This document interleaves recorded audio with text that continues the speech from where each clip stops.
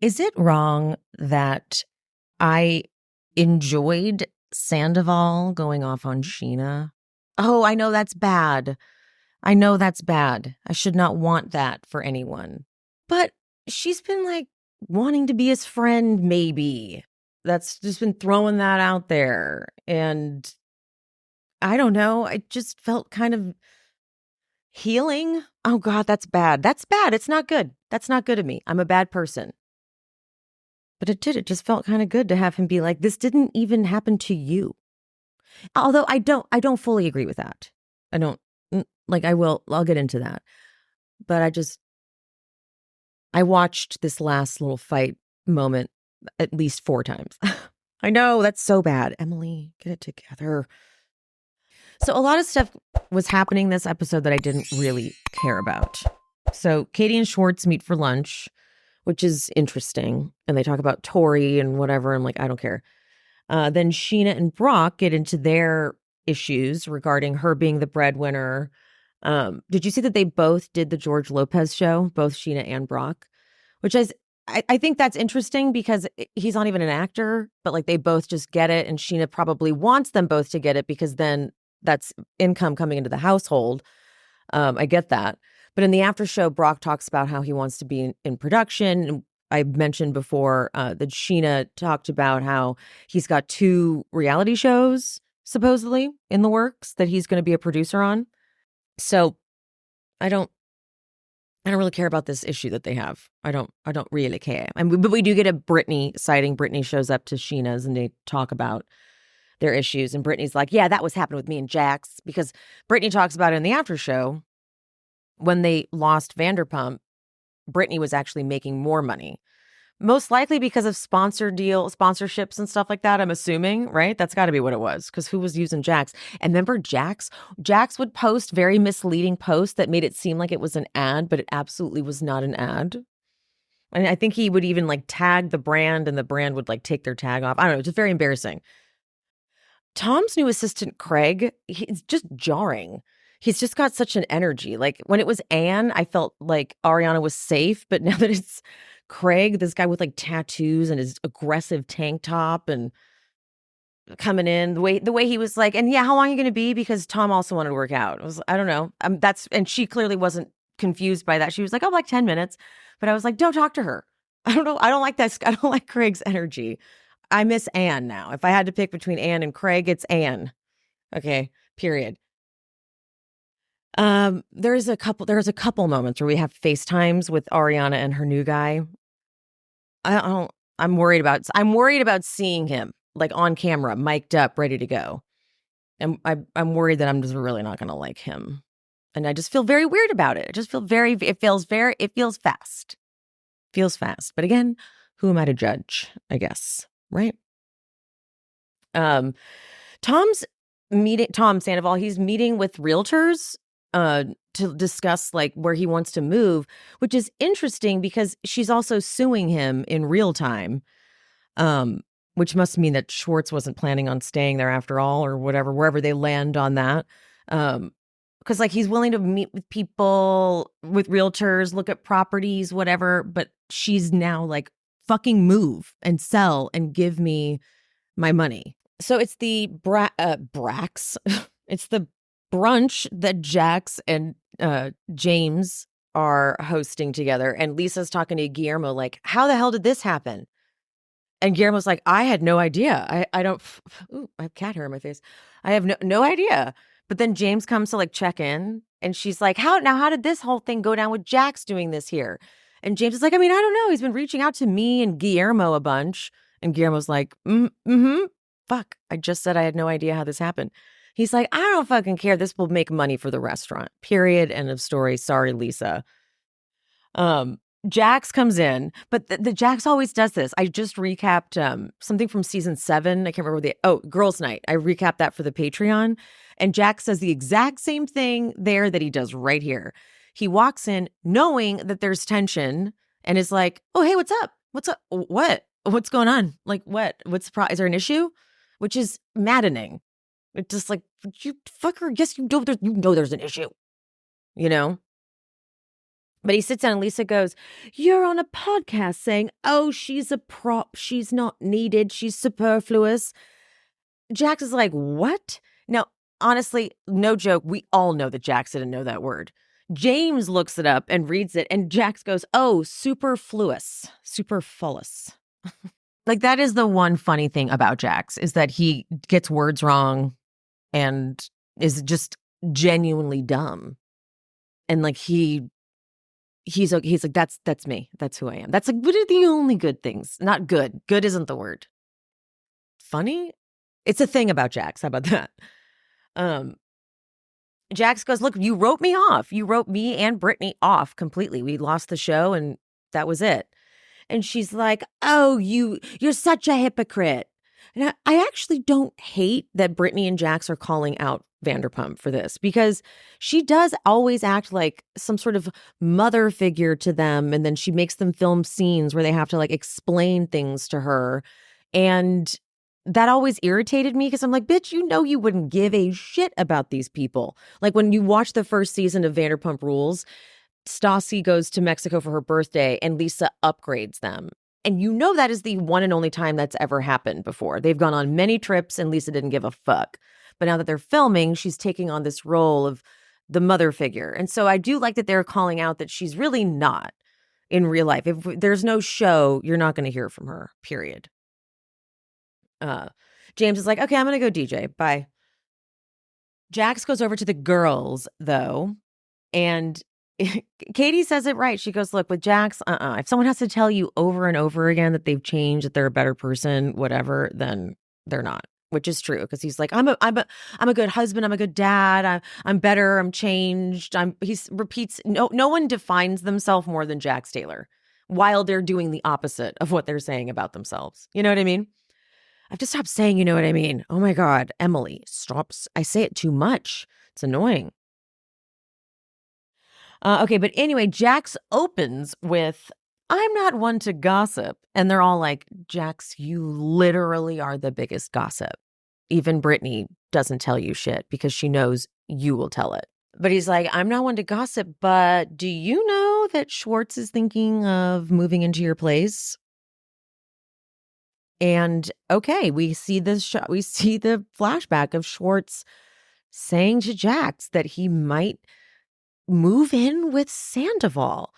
And like, any hope I had for Schwartz is gone, because I thought he was going to be the smart one here when Sandoval asked him and was like, "No, that's a horrible idea." I thought, good, Schwartz, good for you. But now I'm like, okay, so is this like a bit?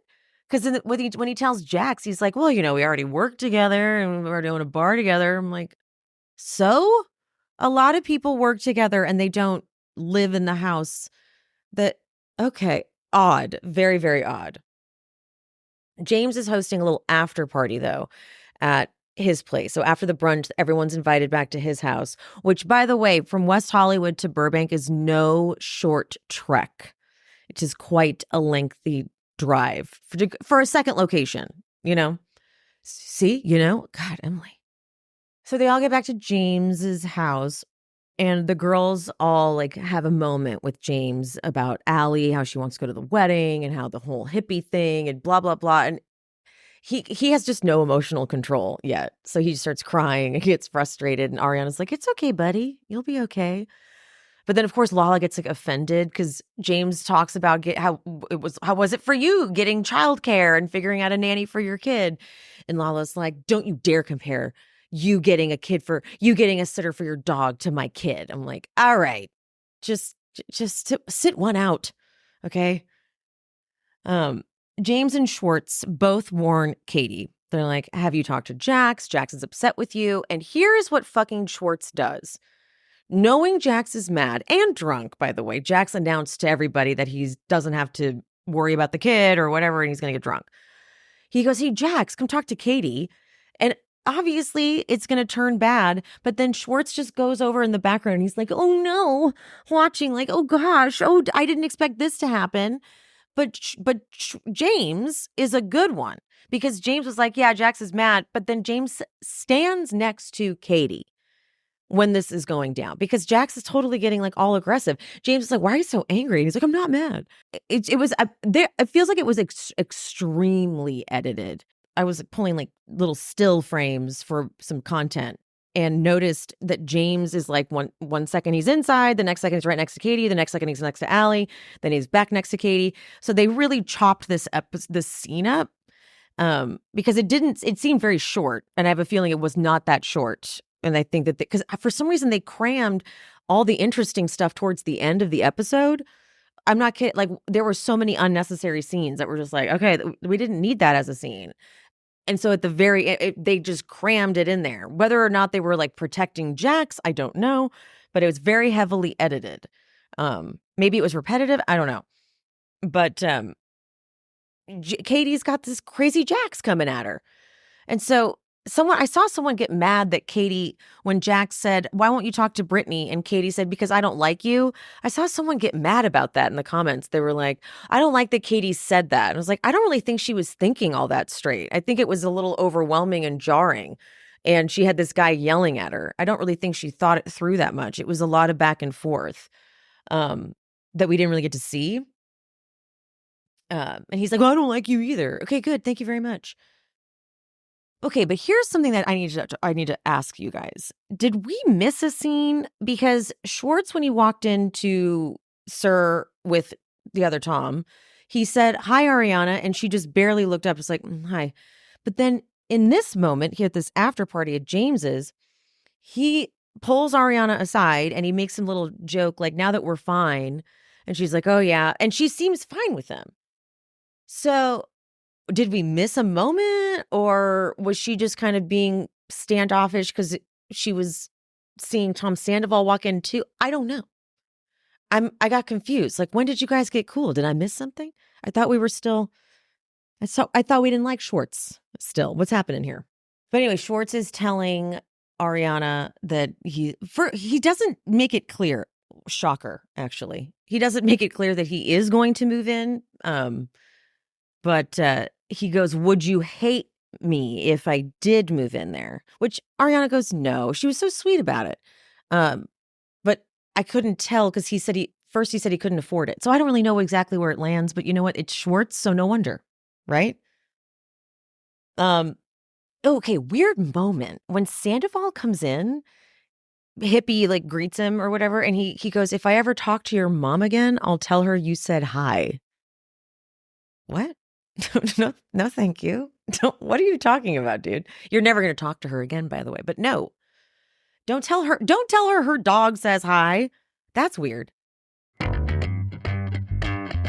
As we know, Mother's Day is fast approaching. And if you're looking for a gift for mom, might I suggest Lola V, Jennifer Aniston's hair care line? Not only is it vegan and cruelty free, but all the products are designed to restore and protect our hair. Both the in-shower routine and post-shower routine feature products that are meant to actually repair the look of damage, which I got a lot of, but they also shield your locks from future harm, like the glossing detangler. I always use the glossing detangler post-shower. Also, the restorative shampoo and conditioner. And this is maybe not important to you, but it's very important to me. The signature scent of this product, it's like citrusy, herbal, and woody. And it's like a spa. And honestly, if you got these products for mama, it would be like sending her to a spa. But even better, because she could have the lingering scent of Jennifer Aniston approved hair at all times. You know what I mean? And if you're thinking, well, I don't have hair that looks like Jennifer Aniston, my hair is totally different, because Lola V has taken the time to formulate with naturally derived plant-based ingredients, and then they tested on a variety of heads. So unlock Jennifer Aniston approved hair at lolav.com. As our loyal listeners, you get an exclusive 15% off your entire order when you use code SheSpeaks15 at checkout. That's 15% off your order at LOLAVIE.com with promo code SheSpeaks15. Please note, you can only use one promo code per order and discounts can't be combined. After you purchase, they'll ask where you heard about them. Please support our show and tell them we sent you. Your hair will thank you. It is no secret that I love being in bed. I do everything from the bed. I record from the bed. I work from the bed. So I think if anybody knows a thing or two about good bedding, it's me.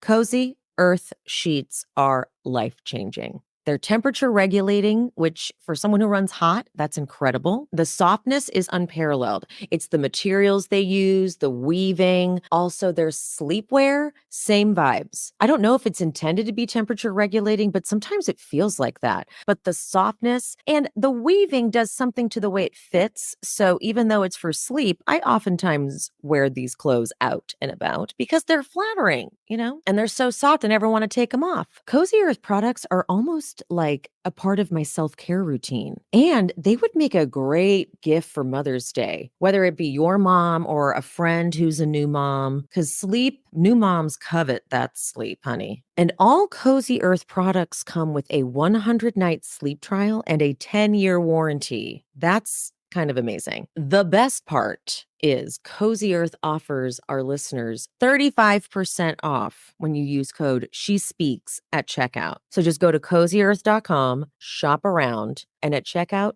use code SHESPEAKS to get 35% off. I've used this code so many times, it's embarrassing. So again, that is promo code SHESPEAKS for 35% off at cozyearth.com. The luxury she deserves. But Scheana, she goes over to Brock. It's now like becoming nighttime. And she goes, I want to go home. I want to put Summer to bed. And Brock is not having it. And he's not just a little vocal about this. He is literally yelling at her from the pool and she's across the way. Like he's like, I have the issue with the fact that you won't let someone else take care of their kid and we can have fun or whatever. It's so like everyone's paying attention. Schwartz and Ariana are like, whoa, what's happening? Ariana gets up to then go check on Scheana, but then Tom and Kyle stand next to her. So she's like, okay, never mind. Not going to do that. But Kyle is having Scheana perform at, I guess he's launching some whiskey and that's what the big San Francisco trip is. And he's having Scheana perform 2 songs. She's like performing 2 songs, right? Yes. By the way, she was like just nearly in tears with Brock. She's like, if I want to get home and put her to bed, then I want to do that. And then seconds later, she's like, okay, yeah, so we're going to prepare. I'm going to do 2 songs. And then she thinks she's being cute. But like, honestly, you tried it. You tried to be too cute about this. And that's not the way to go. She takes a little sip of her drink and goes, so to Tom, have you listened to the song yet? Like this can be funny. And I'm like, oh, girl, that's bad move. Don't taunt him with this because you're opening up. I would just not even mention it. Don't even ask him. So she asked for this a little bit, honestly. He goes, it's just been a lot from you specifically. And she goes, that I can understand. And she says, I was coming at that from what you two did to Ariana, and it fucked me up in more ways than one.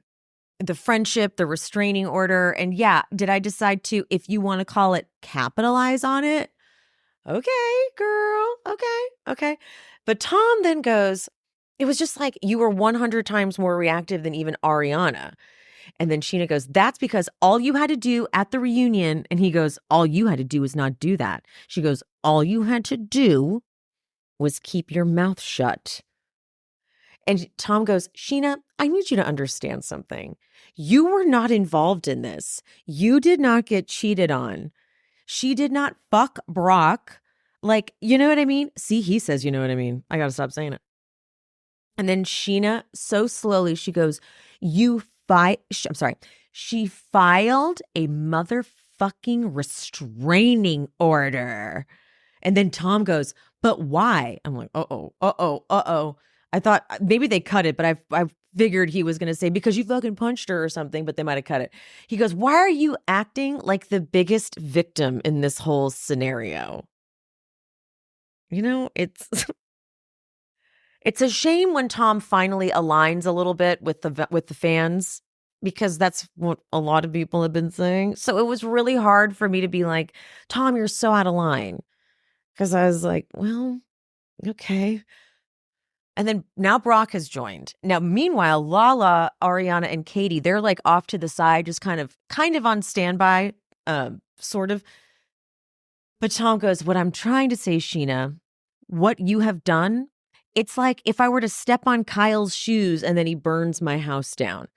It's a little I didn't see everything that Scheana did by any means. I'm sure I missed a podcast episode. I'm sure I missed many things that she did because Tom was clearly consuming every little thing that she put out. From what I saw, she did a few episodes, yeah, but like that's all that people were talking about in general. Honestly, I don't I just didn't clock it. Yes, was it excessive? Yes, and Sheena's admitting she capitalized on it. But you didn't just do a little thing. You also then treated Scheana like shit too. That's why I'm going to get, as much as I enjoyed watching it, like, Tom, something did happen to her. She lost a friend in the process. She lost two friends in the process. So you kind of can't pull this card. You kind of can't pull this card with like, you had nothing even happened to you, right? Brock reminds him that you wrote a song, the Schwartzy's mom song. To be fair, that song was written, I think, before the affair, wasn't it? Or was it during? Was he performing that whilst the affair was ongoing? I can't remember. I can't remember the timeline anymore from that. Tom's like, that's not even remotely close. It's kind of true, but kind of. But honestly, she wrote a little song about it. You know, like, Tom, she's not capitalizing on anything. I can't even really understand the damn song. I don't really get the lyrics or the lyrics. You know, like, it's a Scheana song, dude. Tom goes, you guys are acting more entitled to talk about events in my life than me. You inserted yourself into the situation. And Scheana goes, it's called friendship. But that's kind of what I'm saying. It's true though, Tom. Like, they're not inserting themselves into something that you were in their lives, you know? Lala, maybe you could say that about Lala, because she definitely wasn't really affected in that way, but Scheana and Brock were. Then Scheana goes for it. And she goes to the whole, like, I have thoughts about Brock and Lala, and I have all these whatever fucked up thoughts because of what you did. All I could focus on is that James, for some reason, looks like a little kid who's getting ready to like go to swim practice or like hang out with his friends and swim in a pool. Because there's James in the middle with his little swim shorts and a t-shirt and it's poofy hair. And it just cracks me up. He's like, oh yeah, I have that issue too. Like, well, James, where are you going? And he's just kind of like watching it back and forth with his poofy hair. I cannot stop laughing at it for some reason. He just looks so silly. He's like, oh yeah, me too. I got that problem. Yeah, for sure. I mean, you did that. She gives a dramatic performance, absolutely dramatic performance. But then she's like, I want to go put my kid down. And Tom goes, God, dude, you've been the other woman in a fucking relationship. And you hear Lala go, hell no. Also, Ariana's face is like, oh my God, like, what the fuck? I can't believe you. That's the shit that like uneducated people say at this point. Yes, I'm sure someone is going to be like, well, it's true. Yeah, okay, it is true. But by this point, although she did kiss Schwartz. I'm just kidding. There's no comparing. There is no comparing at all. Also, what are you mad at exactly, Tom? You're mad that she made a song. Okay, that's not that big of a deal anymore. Let her make a damn song. But to then be like, you're making this huge deal out of it. It's just a couple lyrics in a song. Okay, bro? It really is. That's all it is. But she whips around, and I thought she was going to hit him, and I was here for it. But obviously that would have been bad because she just got done with the whole restraining order debacle. So actually, never mind. That would have been a bad idea. Don't do that. But I love, so she yells at him, she screams at him. And then as she's walking back out, she goes, Allie, sorry for yelling in your house. But guess who goes and walks out and comforts Scheana? Ariana. It's almost like Ariana seems to understand that Scheana is absolutely in a lot of pain from all of this and is empathetic and compassionate and cares about that. That's funny. It's funny that Scheana might try to make it seem like she didn't care about that at all. Because like from the way she hugged her and the way she comforted her was like someone who knows. She, knows it. So this is all about you now, Scheana. Ariana's not in there like, see, what did I tell you? She's just comforting you. So Brock, meanwhile, is in there and he's like, you bring up the past? Like, she's a grown woman now. And Tom goes, isn't what I did from like 6 months ago? Aren't we trying to move on from that? Yeah, that's the same. That's the same. Something when she was 21. it was 2006. Okay, something from 2006. Yeah, that's the same as 6 months ago. Totally. But not even gaslighting. That's gaslighting. That's what that is. When is the damn finale? Like, just get to it already. It's the finale next week because, like, I'm getting a little bored. At the after show, the only thing that I wrote down that I seemed to kind of care about was Brittany did reach out to Kate. Katie does have this habit of saying that people don't reach out to her. Yet they're like, I sent you a text when you were moving. Here's an example. She's like, I sent you a text when you were moving and you said you didn't need help. She's like, yeah, but like, okay. It's like, okay, but that's reaching out. You know, I would clock it as that. Like in Brittany's case, she didn't understand exactly what the rift was. And I think Katie knew that. And so if Brittany is reaching out to say, hey, if you need help moving, I'm here to help or whatever, that's her reaching out, just blanketed reaching out. She's just reaching out, period. Like just trying to, you know. Then she brings up that they did that watch along thing, the Jackson Brittany like watch along, whatever. And that Brittany said something like, oh, you know, I didn't realize Katie was going through all of this. I actually feel really bad because we weren't talking at that point and whatever. Katie goes, well, she could have reached out, but she didn't reach out even then. So, you know, like what's the point? And so I guess. But if I've like if someone cut me out of their life, because of something I did, like the wedding thing, and then I reach out to them, send them a text, and they don't respond, I would assume they don't want to hear from me, maybe. So as much as I don't like to side with Brittany ever over Queen Katie, I can see that is maybe a little bit of a barrier, not a boundary, but a barrier that Katie puts up. If she just doesn't want to forgive Brittany, and if it honestly has to do with Jax, I don't blame her because that probably is really hard. Putting past, because the way Jax has come for Katie throughout the years, like that's probably not easy to let go of. And maybe that and she does say that's a big factor in it. So maybe that's it. But like, you know, whatever. That's fine. That's all I wrote down about that. Okay. But regarding Scheana or Tom saying the whole thing about Scheana being the other woman before, Sheena's trying to claim that when she was dating Eddie, she takes it too far. She's like, I didn't know he was married. I was 21. I didn't know about IMDb. I didn't Google people. And I find that very hard to believe. I find it impossible to believe, actually, that Scheana didn't know what IMDb was ever at any point in her life. Sheena's wanted to be a pop star and like whatever, or was that just a new thing for the show? Whatever. She had clear dreams of like stardom. Wasn't she an actress? Right? So you knew what IMDb was when you came to LA. By that point, you knew what IMDb was. It's like you take it a little too far. I say this about Meghan Markle. Because in case you guys don't know, I went to high school with Meghan Markle. And maybe one day I'll give like some tea on it. There's really nothing to it. We were also in high school. So like, what does it even? But when Meghan Markle talks about how she knew nothing about the royal family, like nothing at all, she takes it too far. She basically makes it seem like she'd never even heard of Princess Diana. And you're like, well, and that's sort of what I think Scheana did with this IMDb thing. I don't even care at this point if she knew Eddie was married. It doesn't matter because she has been paying the price for it. I don't care.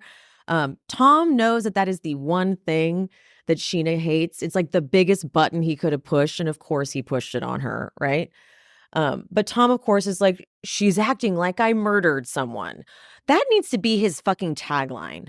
Honestly, he always says that, acting like I'm a serial killer, acting like I murdered someone. It's like, okay, what other things can people do that allow the other person to be mad at them or not like them? Like, it's not just they do nothing wrong or they murder someone and there's nothing in between that allows you to be like, I'm mad at you. Oh, it's not like I murdered someone. Okay, that's not the only thing that someone can do for me to be mad at them for, okay? I hate that he says it over and over. It's like that's very gaslighty. It's annoying. That was it. That was the only shit that I really wanted to talk about from the after show. I didn't find it to be that interesting, to be honest. When it comes to fashion, I am rather challenged. It's not my strong suit. That's why brands like Jenny Kane are kind of perfect for me because they're timeless, they're minimalist, they're effortless, but they have that California vibe too. And everything's made with such intention at Jenny Kane. So you can mix and match pieces and you'll know that you'll still look put together. I just recently bought the oversized half zip. The only reason I'm not wearing it right now is because it's dirty. It is like, I never want to take it off. This would actually be a great Mother's Day gift. Any of the sweaters, any of the Jenny Kane sweaters, their sweaters are quintessential for any season. And this season, especially, I can't get enough of their cotton collection. They've got the new Cotton Foster sweater. It's also officially sundress season. And this year, I am upping my game with two perfectly effortless silhouettes. Catch me styling the day dress every single day. I'm equally obsessed with the Callan dress. It's a classic vest dress that feels very timeless. We love timeless. Don't forget they have shoes too. Like the Eve sandal is everything you could want in a classic spring shoe. It pairs well with any outfit. And don't forget the home essentials. They've got pillows, they've got throws, they've got amazing candles, and they have a rewards program where you can earn up to 10% back with every purchase. And joining is completely free. Find the perfect Mother's Day gift or curate your new spring uniform at jennykane.com. Our listeners get 15% off your first order when you use code SHESPEAKS at checkout. That's 15% off your first order at jennykayne.com. Promo code SHESPEAKS. Get yourself and the women in your life the best gift of all. Jenny Kane. Okay. So Luke talks to Kristen about wanting to have more of his life here, which we've all been kind of like wondering, like, or at least I was, this guy's made it very clear he does not like Los Angeles and misses home. And so what is she going to do to like help that? She doesn't even seem interested when this man's talking. He's saying he wants to maybe get some more stuff of his or go fishing. And she's like, what were you saying? I'm sorry, I wasn't listening. Oh, great. So that empath shit was bullshit. All right, cool. Jasmine, for some reason, meets up with Jax to try to tell him that Brittany like needs some more lovin' or whatever. And I don't know if this was just an excuse to get these two to film together or what, but it was very confusing. Just why? But okay, fine, I guess. That's great. But Jax can't wait to gossip about Michelle. Says he'd heard that she's been, he's like, I don't want to say it. I don't want to say it. I'm like, you brought it up, dude. But she's been texting guys. And he also tells Jasmine that Jesse said he would be surprised if his marriage lasted 2 months. So that's very important because that's what he says to her. And Kristen takes it and spins it all kinds of crazy. It's just a cute scene, honestly, but it's chaos. Jesse and Jason go to Nia and Danny's place because she needs help, like setting up a crib, but also like removing another crib. And just thought these jackasses are not the ones I'd ever have do this. So I guess it was just for the sake of filming. Jesse, he's useless. But Jesse says he's like, if you need advice on wine, fashion, and travel, I got you. I said, fashion? After the jacket, you're never going to live that jacket down, sir. You really aren't. But the part that was interesting is that Jesse talks about how some therapist suggested he try shrooms and ayahuasca. And I'm like, no. There was a phase, I worked at a salon for a period of time, and it makes sense that there was a phase where a bunch of people at the salon were doing ayahuasca, all separate of each other. But everyone would come back from the ayahuasca experience, and I didn't notice it until months had passed and I was able to make this analysis. But everyone would come back and be like, oh my God, I had these epiphanies. And one person said, I had this epiphany that I should stay with my husband.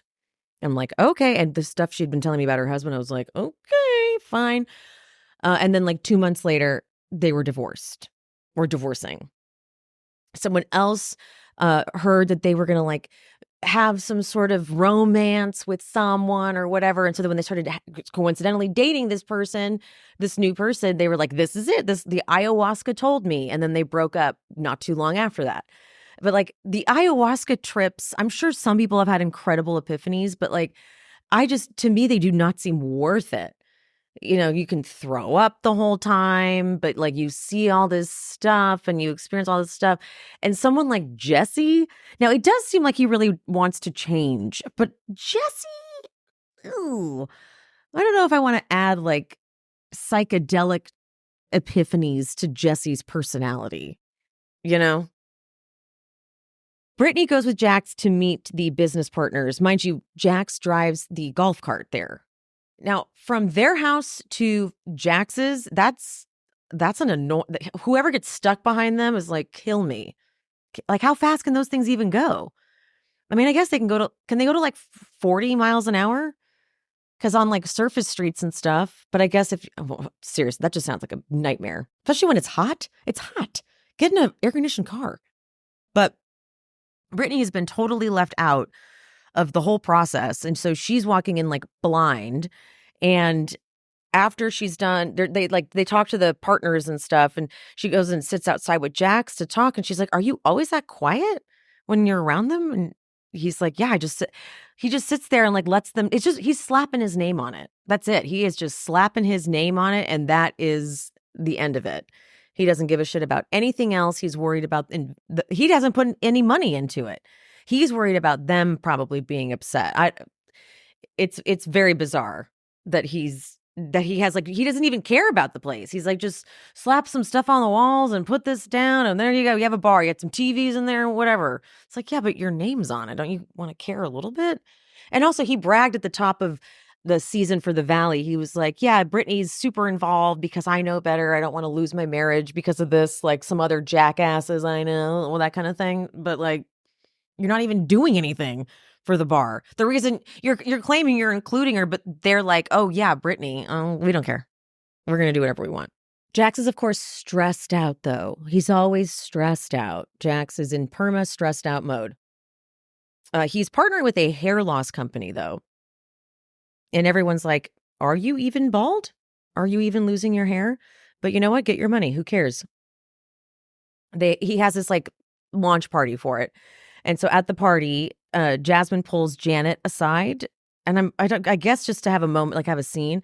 But she starts the conversation by saying to Janet that Jax is so funny, and actually like the way his mind works, it's like, it's very interesting. Like I see why you guys like, yeah. I said, "What?" There has to be some positive sides of Jax. I mean, he's got all these friends, right? Like there has to be some good sides. Otherwise, it doesn't make any sense. None of these people would be his friend this much, right? So, sure. But Janet, because Janet can sense that Jax said something, and Jasmine's like, "I don't really want to talk about everything we talked about." So Janet's like, "What did he tell you?" I'm staying with the Janet's a little shady, snaky, kind of sneaky one. The way she was just like, she wanted to get the tea, and then she's like, "Should we ask Brittany?" No. Jasmine just told you she had lunch with Jax and doesn't want to tell you everything about the conversation. And you're like, should we ask Brittany? Because I need to know. And Michelle, you even said Michelle doesn't even know she should know, but you want to know first. Should we ask Brittany? I don't trust you, Janet. I really don't. So there's some Burning Man market pop-up thing at this launch party. And there's this blonde hottie in like a bikini, basically. And Jesse and Jax are not even hiding their attraction to her. Jesse is like, "Are you going to Burning Man?" And then they start trying on hats and robes and stuff. And Jax throws the hat that he's wearing on Mama. And Jesse's dancing with her. And Michelle's like, have him. Because she hates him. She hates him. But anyway, the main group that needs to get ready to go to dinner. But Jesse stays behind to fucking talk to the Burning Man pop-up chick. Like, what are you doing? And Michelle walks up and he's talking about Burning Man, whatever. And Michelle goes, "Are you going to Burning Man?" And he pauses and says, "No." And I'm like, I don't know if I believe you. Are you go?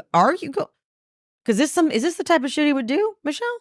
Or he would just tell you out of nowhere, like, "I'm going to Burning Man"? Because I'm starting to think that's why she even asked it. She didn't ask it Like, this is a crazy question. She asked it like, this is a possibility that you would not tell me you're going to fucking Burning Man and then go to Burning Man. Okay. At dinner, Jesse's being super quiet. And everyone, like, Michelle's like, what's wrong? What's wrong? And he's like, what no one knows is an hour before this, or whenever it was, I had an hour-long session with Scott and realized that my marriage is over and that Michelle might be leaving me. So what better way to save a marriage? Well, I guess it's done at this point. But he was just like trying to save face and go to this dinner and act like everything was fine. He was doing just fine, but I guess maybe he wasn't sitting next to Michelle. And so now he's being aggressively quiet. And Jax at one point asked Michelle, what's wrong? And she's like, nothing, it's Jesse. And then Jesse gets back from the restroom and she goes, everyone wants to know what the hell is wrong with you and to wake up. They didn't actually say that. They didn't say that part. You're paraphrasing. You're adding a little spin on it. You know, they didn't say it like that, but that's okay. That's okay. Jesse responds though by going, why don't you propose something that will actually keep me awake? And Brittany's like, don't be like that. And Kristen's all, how rude are you? Ugh. And then Jax goes, man, we were having a great time downstairs trying on hats. I thought something happened. Jesse slams his hand down on the table and Jax just like shuts up. He like looks away. He's like, which is so weird to me. It's like, even I would think that'd be an act of aggression towards Jax, where he'd be like, go fuck yourself. You know what I mean? Puff up. But instead he's like, nope. And then Jesse's so gross when he goes, here we go again, baby. Why did you slam your fucking hand down? Was there a reason? Like, what was that for? I don't understand. But then Kristen immediately turns to Luke and goes, I'm ready to go. I'm ready to go. She's over at the end. She's like, you're a father, you're a husband. Like, you're a grown man. This is not cute. This is not cute. You're a grown man. And then Jesse's like, I'm not being aggressive. Ooh, fuck you, Jesse. Then Kristen and Luke, though, have a moment because she's like, he's such a douchebag. His own wife calls him a douchebag. Can you imagine if I called you that? And Luke's like, well, you have. And she's like, what are you talking about? No, I haven't. And he's like, yeah, I'm just saying the facts. Yes, you have. And I then got a glimpse into the fact that even though Kristen tries to pitch this like they have this super healthy, amazing relationship, she absolutely has said shit in the heat of the moment and they've had toxic fights. And you know what? Maybe Jax is right to fucking worry about her trying to advocate with this guy. Maybe that's not incorrect. But Kristen is now voicing that she wants to leave. And Michelle's like, it's not even about you. And Kristen goes, I don't care. It's abusive. And everyone's like, okay, Kristen. Jasmine is like, it's like she has all the like buzzwords that the problematic words that she has to get in there, like racist, abusive, which is very Karen behavior from Kristen, I must say. There's so much chaos at this thing because they're all drunk. They've all been doing like shots of tequila. And Zach is wasted. He's like, Kristen. The craziest faces when he does it. Danny has his hand up and Nia's like, please put your hand down. Do not, no, put your hand down. He's like, I want to comment. Also drunk. She's like, you're being annoying. He's like, no, I'm not. Then Jesse goes, I have a conversation. Has anyone been to Burning Man? Does anyone want to go? It seems salty like my balls. That had to have been edited. I'm like, what seems salty like your balls? Burning Man? But then Michelle's like, stop talking. Just stop talking. And Jesse sits back and he gets this look of such defiance. This is what he looks like when he's drunk. The bad drunk is definitely, Jesse looks, woof. He goes, well, I didn't want to talk and you told me to start talking and you can't tell me to just stop talking. And then she goes, fine, keep talking. I'm like, ooh, that's dark. Jasmine tries to change the subject and she goes, Jax, I want to know about this investor, the bald one. But Jax is like, I don't want to talk about that anymore. I'm over it.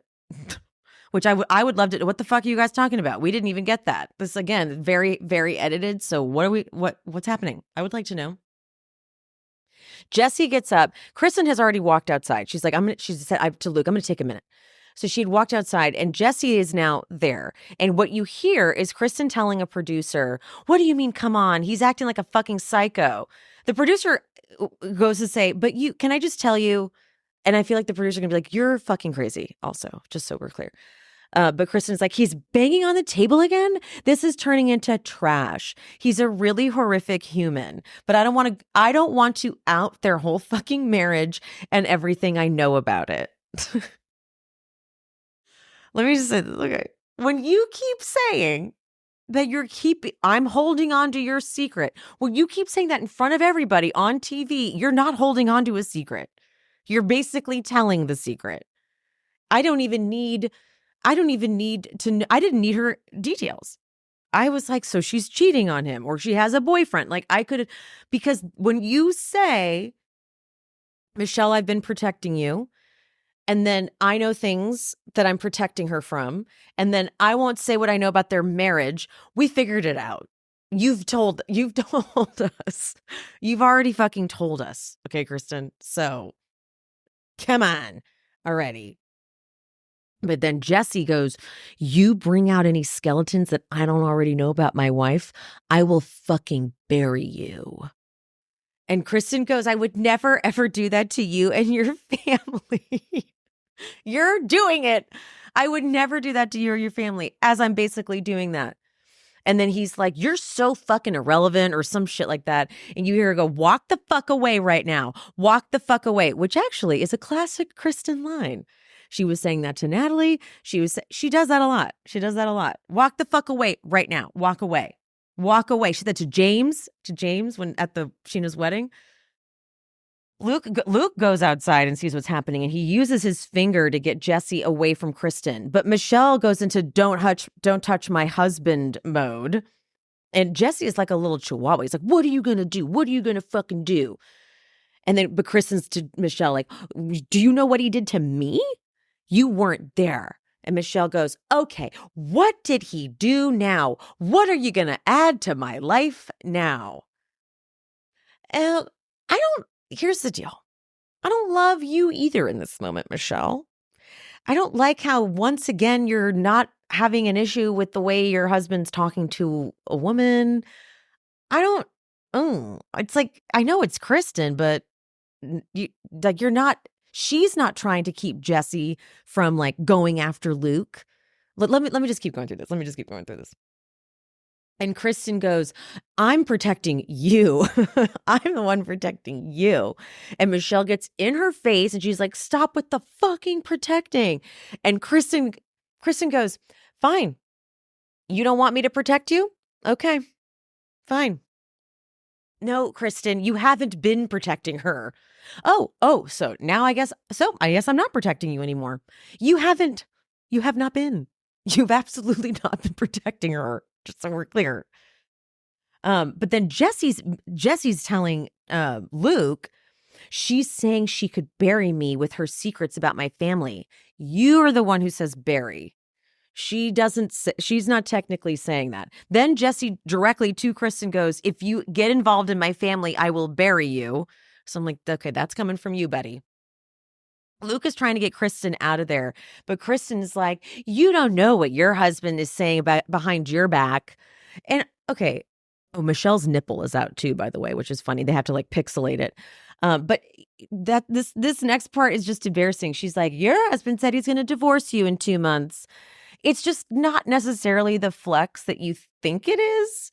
Like, it's just because at this point, Michelle's like tapped out. But I guess that is what's weird about it. It's Michelle's getting all mad about like, you're done with this marriage too. But Kristen's being wild. And then Jesse's like, I didn't fucking say that. Who fucking said I said that? Who fucking said I said that? He looks crazed. And then he goes to Luke, he goes, you better get her in check because I swear to God. And Luke goes, or what? You're going to lay your hands on her? Because exactly, like, or what are you going to do, dude? What are you going to fucking do? But now Brittany's in the hallway and Zach is joined too. And he's like, to Jesse, he goes, stop,